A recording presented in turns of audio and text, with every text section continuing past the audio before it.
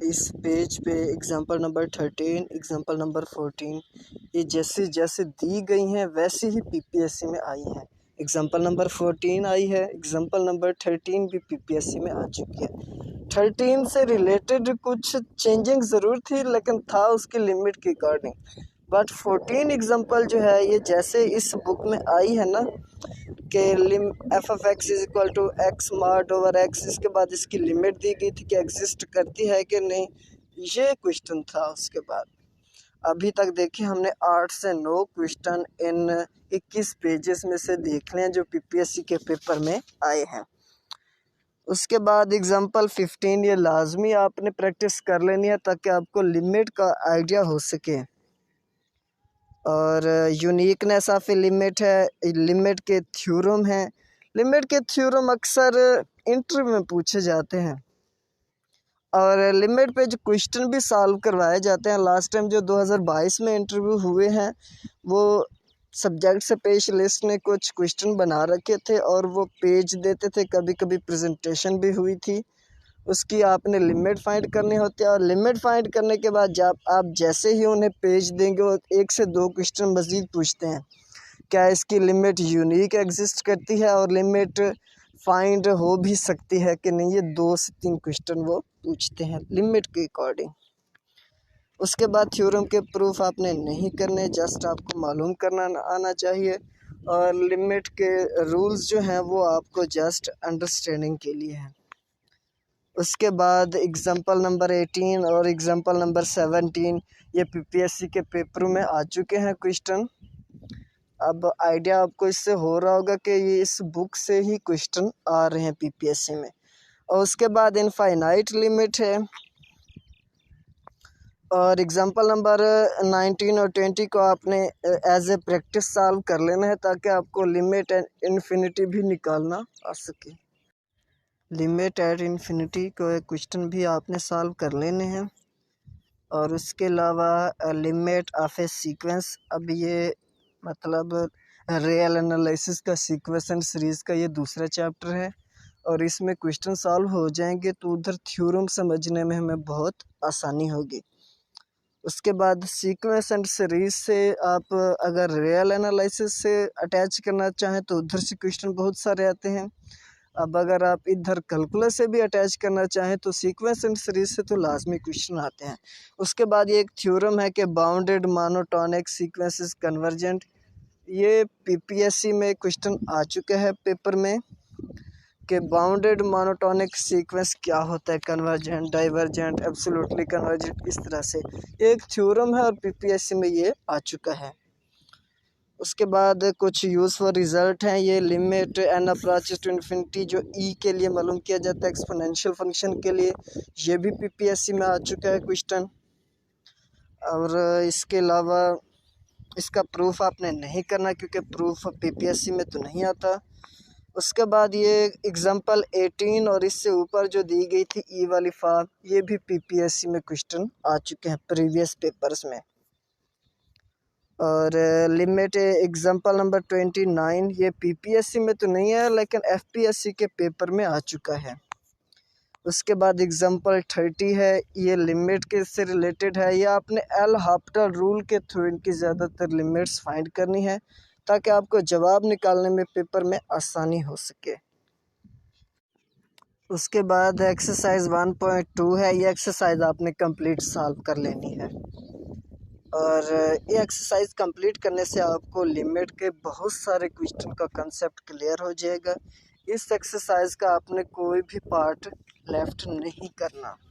उसके बाद कंटिन्यूटी है, कंटिन्यूटी से लाजमन इंटरव्यू में क्वेश्चन आते हैं, इसमें पेपर में भी क्वेश्चन आते हैं और इंटरव्यू में भी पूछा जाता है और इसके क्वेश्चन लिखवाए भी जाते हैं प्रेजेंटेशन में या पेज पे कि कंटिन्यूटी फाइंड करें कि फंक्शन कंटिन्यूअस भी है कि नहीं।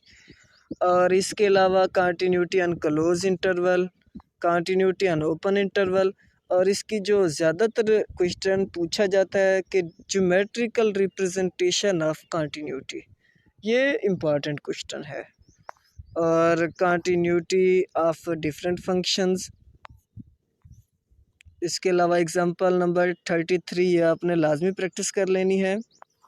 34 को भी प्रैक्टिस कर लेना, क्योंकि इस तर्ज के क्वेश्चन पेपर में आ चुके हैं। यही तो नहीं है लेकिन इसकी तर्ज सेम थी। इसके अलावा एग्जांपल 35 और example 36, 37 properties of intermediate value theorem, ये एक बार पेपर में इसकी डेफिनेशन पूछी जा चुकी है, मतलब इसकी स्टेटमेंट आई थी और पीपीएससी के पेपर में 2020 में ये आई थी। और ये रियल एनालिसिस के भी इम्पॉर्टेंट टॉपिक्स हैं और इस बुक से भी कवर हो जाएंगे। और नीचे जो क्वेश्चन दिए गए इंटरमीडिएट वैल्यू थ्योरम, ये पेपर में भी पूछा जाता है। बाउंडेडनेस थ्योरम, ये भी पेपर में पूछा भी जाता है और इंटरव्यू में भी इससे रिलेटेड पूछा जाता है। उसके बाद एक्सट्रीम वैल्यू थ्योरम, ये पीपीएससी इंटरव्यू में पूछा जाता है। एक्सरसाइज 1.3 का आपने कोई क्वेश्चन लेफ्ट नहीं करना। इसमें से जो है ना, ये क्वेश्चन नंबर 15, क्वेश्चन नंबर 17 और क्वेश्चन नंबर 11 और क्वेश्चन नंबर 12, यूँ समझिए ये पूरी की पूरी एक्सरसाइज अहम है। पीपीएससी में इसमें से क्वेश्चन आते हैं लेकिन कम आते हैं, एफपीएससी में इसमें से क्वेश्चन ज़्यादा आते हैं। जो लेक्चरर की प्रिपरेशन कर रहे होंगे एफपीएससी में इसमें से ज़्यादा क्वेश्चन आते हैं। ये एक्सरसाइज आपने कोई क्वेश्चन स्किप नहीं करना, इसको आपने सारे कर लेने हैं। ये था हमारे पहले चैप्टर का व्यू। अब इसी की हेल्प से हमने रियल एनालिसिस के पहले 2 चैप्टर कवर किए हैं और आपको पता चल गया होगा कि इसकी हेल्प से रियल एनालिसिस की बेहतरीन बेस बिल्डअप हो चुकी है। आगे डेरिवेटिव है। डेरिवेटिव तो आपको आता होगा। डेरिवेटिव की जो मुझसे क्वेश्चन पूछा गया वो एक तो ये था मैम की तरफ से, subject specialist, differentiate between derivative and differential, एक ये क्वेश्चन पूछा गया। यूँ समझिए डेरिवेटिव से 2022 में 1 से 2 क्वेश्चन आए थे। अब आप इसे एफएससी से मैच करें या इस क्लास से, मैंने तो इस क्लास से ही मैच किया है। 2 क्वेश्चन इस क्लास से आए थे और मुझसे 2 क्वेश्चन इंटरव्यू में पूछे गए। एक तो डेरिवेटिव और डिफरेंशियल के दरमियान फ़र्क पूछा गया और उसके बाद फिर अगला उनका क्वेश्चन ये था इनके रिप्रेजेंटेशन में क्या फ़र्क है और in case of single variable आप इसे कैसे एक्सप्लेन कर सकते हैं। अब इससे ये गैस हुआ कि जिस टॉपिक पे पीपीएससी में क्वेश्चन नहीं आते उसमें से इंटरव्यू में क्वेश्चन आ सकते हैं। डेरिवेटिव और तीसरा और चौथा क्वेश्चन ये था कि डेरिवेटिव की ज्योमेट्रिकल रिप्रेजेंटेशन क्या होती है और 5वां क्वेश्चन ये था कि स्लोप किसे कहते हैं। आल्दो मुझे ये सारे क्वेश्चन आते थे, आपने भी डेरिवेटिव पे क्वेश्चन लास्ट टाइम सिर्फ 1 आया है, 1 से 2 आए थे 2022 में, उससे पहले तो नहीं आते। और ये बेसिक है, इसमें से ज़्यादा पोर्शन हमने लीव करना है। जो इम्पोर्टेंट टॉपिक है वो मैंने बता दिया कि इसकी एक डेफिनेशन और उसके अलावा इसके 2 से 3 रूल हैं और डिफरेंशिएबल फंक्शन पूछा जाता है। और मुझसे एक सब्जेक्ट स्पेशलिस्ट ने ये क्वेश्चन पूछा कि कोई ऐसा फंक्शन बताएं जो डिफरेंशिएबल हो लेकिन कंटिन्यूअस ना हो। थोड़ा आपने उनके क्वेश्चन पे गौर भी करना है।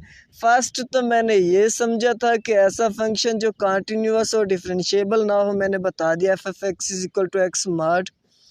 तो इसी पर उन्होंने कहा आप क्या बता रहे हैं, तो फिर मैंने उनसे कहा कि प्लीज़ क्वेश्चन रिपीट करें। तब उन्होंने रिपीट किया कि कोई ऐसा फंक्शन जो डिफरेंशिएबल हो बट कंटिन्यूअस ना हो। फिर मुझे क्वेश्चन की अंडरस्टैंडिंग हुई कि ऐसा तो पॉसिबल ही नहीं हो सकता। मैंने कहा नॉट पॉसिबल। फिर उन्होंने उसकी वजह पूछी कि नॉट पॉसिबल क्यों, तो मैंने ये थ्योरम का उन्हें रिसोर्स बताया। इस तरह से मतलब ये देखें इसमें से क्वेश्चन तो नहीं आता। आपने एग्जाम्पल नंबर 1 ये बहुत इंपॉर्टेंट एग्जाम्पल है। एग्जाम्पल नंबर 2 ये पीपीएससी के पेपरों में आ चुकी है। ज्योमेट्रिकल इंटरप्रिटेशन जो है ना वो इंटरव्यू में पूछी जाती है, मुझसे भी पूछी गई। उसके अलावा जो एक्सरसाइज 2.1 का क्वेश्चन नंबर 1 है, ये जैसे दिया गया है वैसे ही पीपीएससी के पेपर में आया है और इस एक्सरसाइज में से आपने कोई क्वेश्चन लीव नहीं करना। ये इंतहाई इम्पॉर्टेंट क्वेश्चन है। इसका क्वेश्चन नंबर 1 पीपीएससी में आ चुका है और क्वेश्चन नंबर 4 हो गया। क्वेश्चन नंबर 4 के अलावा जो है ना 1 से 2 क्वेश्चन और भी थे जो एफपीएससी में आ चुके हैं। क्वेश्चन नंबर 4 और एक पीछे एग्जांपल थी वो एफपीएससी के पेपरों में आ चुकी है। इसके आपने जो एक्सरसाइज 2.1 है उसके क्वेश्चन नंबर 8 तक कर लेने हैं। आगे वाले क्वेश्चन आपने लीव कर देने, वो नहीं करने, पीपीएससी में नहीं आते। जनरल थ्योरम तो आपके वैसे आते होंगे, इनके सॉल्यूशन तो आपने नहीं करने, जस्ट इनको रिकॉल कर लेना ताकि आपको याद रह सकें। और ये सब्स्टिट्यूशन मेथड ये तो आपने वैसे पढ़ लिया होगा। और जो डेरिवेटिव ऑफ हाइपरबोलिक फंक्शन है ये आपके मेमोराइज होने चाहिए, बाज़ औक़ात इंटरव्यू में पूछ लिए जाते हैं। ये हाइपरबोलिक फंक्शन की जो रिप्रेजेंटेशन दी गई है ना, ये पीपीएससी में नहीं आती, बट पंजाब यूनिवर्सिटी और जीसी यूनिवर्सिटी के जो टेस्ट होते हैं ना डिपार्टमेंटल, उनमें ये चीज़ें आती हैं। और आपने ये इन्वर्स वाले फंक्शन की भी रिप्रेजेंटेशन अच्छी तरह याद कर लेनी है। इन्वर्स वाले फंक्शन की रिप्रेजेंटेशन 1 से 2 बार एफपीएससी में और यूनिवर्सिटीज़ के टेस्ट में आ चुकी हैं। अब ये मुझे कैसे पता चला कि ये पीपीएससी, एफपीएससी या यूनिवर्सिटी टेस्ट में आ चुकी है, तो इसके लिए मैंने 3 से 4 बुकें ले रखी हैं एमसीक्यूज़, जो कि मैं आपको पीडीएफ फॉर्म में प्रोवाइड भी करूँगा। एक कारवान वालों की है, ज़्यादातर क्वेश्चन कारवान की बुक से पता चले कि कौन कौन सी इंपॉर्टेंट क्वेश्चन है। दूसरी इल्मी वालों की है, एक एडन मैथमेटिक्स है, एक भट्टीसन की बुक है, भट्टीसन की भी बड़ी अच्छी बुक है। उसके अलावा डोगर वालों की बुक है मेरे पास। एडन वालों का ओल्ड फार्म भी है और लेटेस्ट बुक भी है जो 2022 में आई थी। उनसे ये गैस हुआ कि इन टॉपिक्स पर कौन कौन सी चीज़ें अहम हैं। और इम्प्लिसिट डिफरेंशिएशन ये इंटरव्यू का क्वेश्चन है। इंटरव्यू की लिस्ट आपको मैं भी प्रोवाइड करूँगा, अगर कोई देखना चाहे तो मैथ सिटी पे भी अवेलेबल है लास्ट टाइम जो इंटरव्यू हुए हैं। और उसके अलावा लोगरिथमिक डिफरेंशिएशन ये भी इंटरव्यू में जो चेयरमैन साहब अगर अमजद सलीमी साहब आ जाते हैं तो वो लोगरिथम की डेफिनेशन पूछते हैं अक्सर कि लोगरिथम और एक्सपोनेंशियल में क्या फ़र्क है। आपने उन्हें सिंपल बताना है, मैथमेटिकल शेप नहीं बतानी। और उसके अलावा एक्सरसाइज 2.2 से पीपीएससी में और एफपीएससी में तो इसमें से कोई क्वेश्चन नहीं आया। आप लीव करना चाहें तो कर सकते हैं। और डिफरेंशिएशन एंड अप्रॉक्सीमेशन इसे भी आप लीव करना चाहे तो कर सकते हैं, वरना के अलावा रिलेटेड रेट्स पे भी क्वेश्चन कोई नहीं आया। आप लीव करना चाहें तो कर सकते हैं, ना ही इंटरव्यू में पूछा गया आज तक। और एक्सरसाइज 2.3 डी वाई और डेल वाई में जो है ना जस्ट इंटरव्यू में पूछा जाता है, बाकी मालूम करने का तो नहीं कहा जाता। इस एक्सरसाइज को आप लीव करना चाहें तो कर सकते हैं। न्यूटन राफसन मेथड, इसका 2020 में क्वेश्चन है कि इंटरवल ऑफ कन्वर्जेंस कितना है। अब न्यूटन राफसन मेथड हमारा एक इम्पॉर्टेंट टॉपिक है न्यूमेरिकल एनालिसिस का। अब 2017 तक तो न्यूमेरिकल एनालिसिस से कोई क्वेश्चन नहीं आता था, मैक्सिमम एक क्वेश्चन आया होगा, मैंने लास्ट टाइम अपनी रिव्यू में बताया था। लेकिन अब 2020 और 2022 में न्यूमेरिकल एनालिसिस एक इम्पॉर्टेंट सब्जेक्ट है, इसमें से 3 से 5 क्वेश्चन लाजमी आ रहे हैं। और 2020 में इसमें से ये आया था कि इसका इंटरवल ऑफ कन्वर्जेंस कितना है। मतलब इससे ये गैस हो गया कि हमें न्यूटन राफसन मेथड के कुछ क्वेश्चन की प्रैक्टिस कर लें, ताकि इससे रिलेटेड अगर वो कोई और क्वेश्चन भी चूज़ कर लेते हैं तो वो हमें अंडरस्टैंड हो सके। और इसकी आपने मैथमेटिकल फार्म बाज़ औक़ात इंटरव्यू में पूछ ली जाती है। और एक्सरसाइज 2.4 कोई 1 से 2 क्वेश्चन आपने प्रैक्टिस कर लेने हैं। हायर ऑर्डर में से पीपीएससी और एफपीएससी में तो कोई क्वेश्चन नहीं आता, लेकिन ये है जो बीएससी एग्ज़ाम होते हैं यूनिवर्सिटीज़ के, जैसे पंजाब यूनिवर्सिटी लेती है, बहाउद्दीन ज़करिया यूनिवर्सिटी लेती है, उसमें अब न्यूटन राफसन से एक क्वेश्चन आता है और एक question in higher order mathematics के क्वेश्चन से, हायर ऑर्डर डेरिवेटिव से आता है। अब आप लोग इनकी प्रैक्टिस करना चाहे तो कर लें, वरना पीपीएससी में इसमें से कोई क्वेश्चन नहीं आता।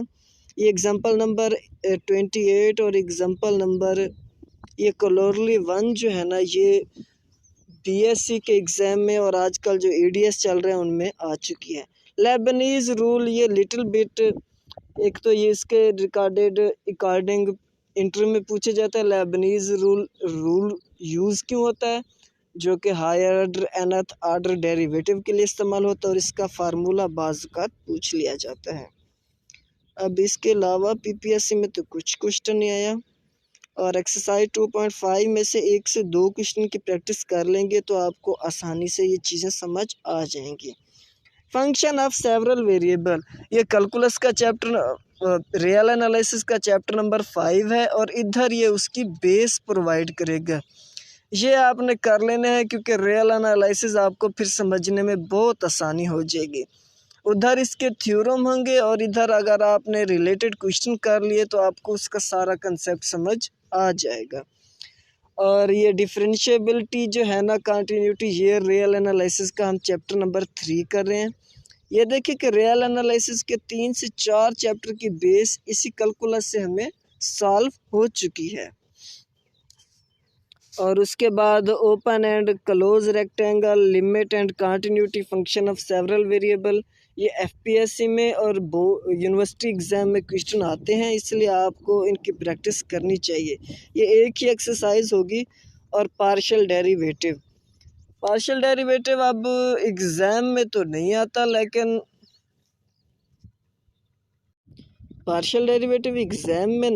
لیکن انٹرویو میں پوچھا جاتا ہے کہ differentiate between partial derivative and ordinary derivative, اور ان کی ریپریزنٹیشن میں فرق کیا ہے، اور ان کی جیومیٹریکل انٹرپریٹیشن کیا ہے۔ Partial derivative of higher order, یہ پی ڈی ای کی ہمیں تھوڑی سی بیس پرووائڈ کرے گا۔ اس کی آپ نے ایگزامپلیں لازمی سالو کر لینی ہے تاکہ آپ کو پارشل ڈیریویٹو نکالنے کا آئیڈیا ہو سکے۔ اب ہم نے جس طرح ڈیفرینشیبلٹی سنگل ویریبل کی دیکھی تھی، اس طرح ڈیفرینشیبلٹی پارشل ڈیریویٹو کی بھی ہے۔ اور ایکسرسائز 2.6 میں سے آپ نے کچھ کوشچن لازمی کر لینے ہیں تاکہ اس چیپٹر کی آپ کو فلی انڈرسٹینڈنگ ہو سکے۔ لازماً آپ نے اس سے 10 سے 15 کوشچن اس ایکسرسائز کے کرنے ہیں۔ اور اس کے بعد یہ چیپٹر کلوز ہو چکا ہے۔ اب ہم نے 2 چیپٹر دیکھ لیا کہ ان میں سے پی پی ایس سی کے انٹرویو اور کتنے کوشچن کس چیپٹر سے آئے ہیں۔ اب آپ کو یہ آئیڈیا تو لازمی ہو گیا ہوگا کہ کیلکولس بائی ایس ایم یوسف سے پی پی ایس سی میں کوشچن آ رہے ہیں۔ اس کے بعد چیپٹر نمبر 3 ہے جنرل تھیورم انڈیٹرمینیٹ فارم۔ یہ سارے کا سارا چیپٹر آپ کو اچھی طرح آنا چاہیے۔ اس کی جیومیٹریکل انٹرپریٹیشن، جیسے پہلا رول تھیورم ہے، اس کی جیومیٹریکل فارم پوچھی جاتی ہے، مطلب یہ جیومیٹریکلی کسے ریپرزینٹ کرتا ہے۔ لاسٹ ٹائم جو لاہور میں انٹرویو ہوئے تھے ان میں زیادہ تر انہوں نے چیپٹر 2 سے کچھ کوشچن پوچھے کہ زیادہ تر جو انٹرویو میں کوشچن لاہور والوں نے پوچھی وہ جیومیٹریکل ریپرزنٹیشن تھی، جیسے پارشل ڈیریویٹو کیا جیومیٹریکلی ریپرزینٹ کرتا ہے، ڈیریویٹو کیا ریپرزینٹ کرتا ہے، رول تھیورم کیا جیومیٹریکلی ریپرزینٹ کرتا ہے، اسی طرح اس کی تھیورم کی سٹیٹمنٹ کیا ہے۔ یہ امپورٹنٹ چیزیں ہیں جو، اور اس سے ریلیٹڈ کوشچن بھی آپ کو آنے چاہیے۔ نیچے دیکھیں جیومیٹریکل انٹرپریٹیشن دی گئی ہے رول تھیورم کی۔